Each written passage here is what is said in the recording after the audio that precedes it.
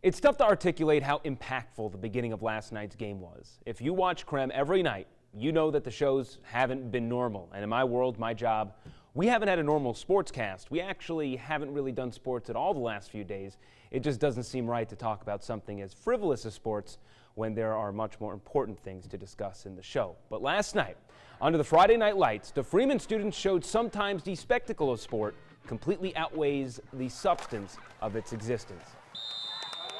The line started forming almost 45 minutes before kickoff. Families and alums who haven't been to a game in years caught up with familiar faces, and each embrace I saw shed comfort on a soul who has zero connections to the area.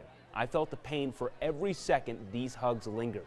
These weren't nice to see you again hugs. These were I feel what you feel type hugs, and I'm here with you.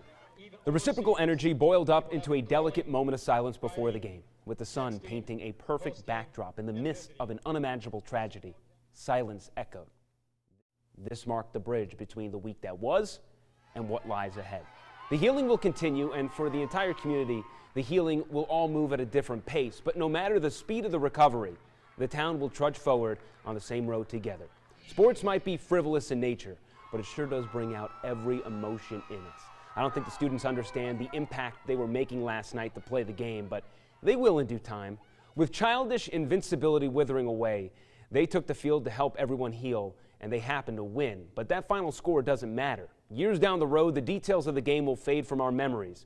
But never will we forget the importance of this contest and how it allowed everyone to begin the process of returning to normalcy, even though normal will never quite be what it once was. On most days in the small town of Colville, you can find Cassandra Heidi laboring through triathlon training with one goal in mind. I do it because I know it will help me cross that finish line. The driving force for any athlete comes down to one word: motivation. And while we focus on the fuel associated with that word, we often neglect the nature of its existence. It was hard getting help. Oftentimes, our darkest demons drive us to utter determination. It's really easy to quit, but I keep going because of him. Almost every racer who takes the 70.3-mile trek in Coeur d'Alene Sunday will have a certain motivation in mind. I will finish for us. Heidi will be one of those competitors, and her motivation won't be hard to find. He's my best friend, my very best friend. For most of Heidi's adult life, she lived in Alaska with her husband and 2 children. I like snow. To me, it was the perfect fit. She lived a simple life, but had to deal with a very complicated situation regarding her oldest son, Thomas. I kind of knew from a very young age that something was different with him. Thomas struggled with schoolwork, was bullied for most of his childhood, and had difficulty communicating with others as well as controlling his emotions. And it wasn't until the day before his 19th birthday that he was finally diagnosed as having Asperger's. He was on the autism spectrum. He was later diagnosed with bipolar disorder as well. All of this mounted up to the worst day in Cassandra's life. So we went home, and we walked inside the house, and it was cold and dark, and I knew what had happened, and I just started screaming. My husband just leaned back and he kicked the door in. And I knew that he was dead. On April 15th, 2006, Thomas committed suicide. He was 24 years old. We left Fairbanks. That was it. We sold everything. The family moved to the Moses Lake area where the grieving process began. So after my son died, I pretty much stopped moving for 3 years. She would sit on the couch for sometimes 20 hours a day and live in virtual worlds, living vicariously through fictitious online characters. I disappeared into my computer. I didn't want to be part of real life. Her body suffered dearly. Started spending so much time in front of the computer, I became extremely obese. I got up to, at one point, I was 317 pounds. Cassandra knew she hit rock bottom, but after a few years, she was ready to get her bottom up and start living life once again. And I wondered, is it possible to be happy after losing your child? And the answer is yes. Cassandra split with her husband and moved to Colville alone in 2010, ready to begin the next stage of her life. I knew that I had to do something, and so I started looking online. These triathlons kept coming up in searches. As Cassandra neared her 50s, she was ready to take life by the bike handles, wetsuit, and running shoes over and over and over again. I lost all the weight. Cassandra's triathlon training helped her lose more than 100 pounds. I went from 317 pounds, barely even being able to walk, to competing at a national level. Me, I'm still just a broken down, arthritic, old gray mare. Each finisher's medal for Cassandra isn't a source of pride, but more of a reminder.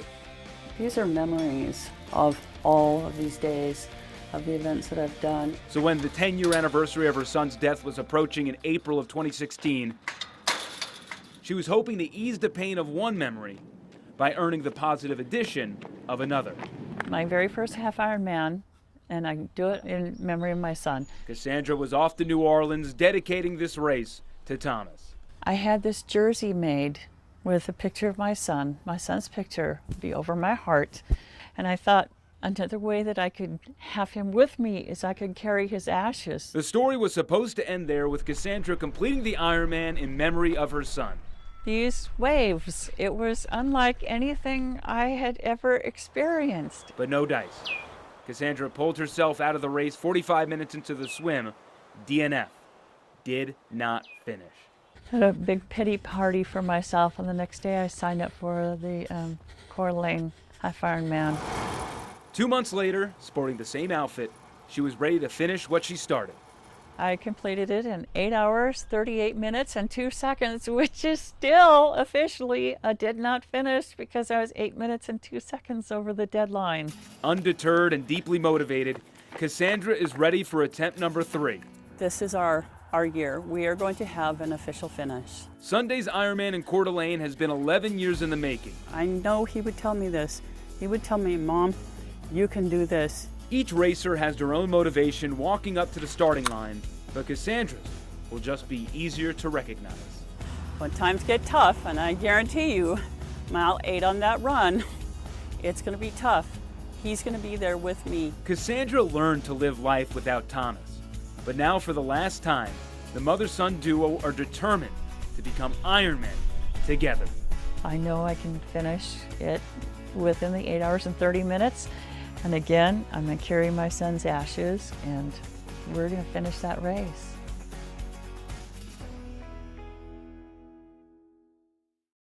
As per tradition with this fine holiday, I know families will be gathering around the dinner table talking about what they're thankful for, and I fully recognize the sports world will take a backseat in these discussions, which is why I have you covered. I know a new Gonzaga season is upon us, and fans are asking for more. Let's take a step back for a second. It finally happened. The Zags made its first ever Final Four. Thanks to Mark Few for staying in Spokane all these years to see it through. And thanks to all those players, especially Jordan Matthews with that shot, you were one heck of a crew. We're also thankful for another season in the kennel and all the dunks coming our way. We don't expect another run at perfection, but guys, can we please be thankful for a win on Senior Day? Seriously. As for the women, let's give thanks to Lisa Fortier and her group heading back to the tourney. A lot of players are returning, like Laura Stockton and Jill Barta, so 2018, we're ready for the journey. Down in Pullman, how about that win earlier in the year against USC? The team is on the brink of 10 wins for the first time since 2003. And wouldn't it be nice to beat the Huskies and head to a Pac-12 championship game? We're thankful for a lot of things with the Cougs, but these Apple Cups haven't quite been a claim to fame. Thanks to Mike Leach and the squad for never losing at home, and thanks to Mike Leach for saying whatever he thinks of off the dome. One of the most constipated offenses on earth.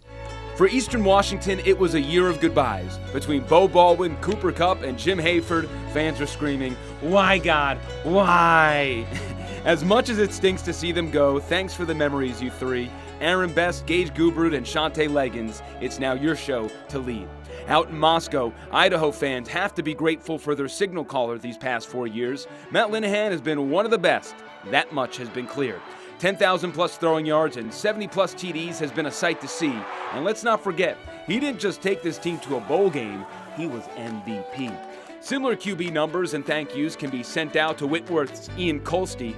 The Pine Bowl won't be the same without you slinging the rock. We'll miss you, Mr. 17. And how about Mead product Kyler Yamamoto and his stint with Connor McDavid on the attack?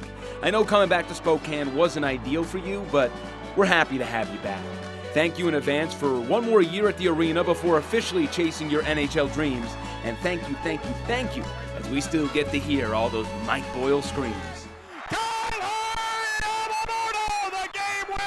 Finally, I want to give thanks to Freeman. Your strength during tragedy was as powerful as I've ever seen. On a Friday night in September, you didn't push away from others. You leaned on friends, family, and community members to wipe away the tears.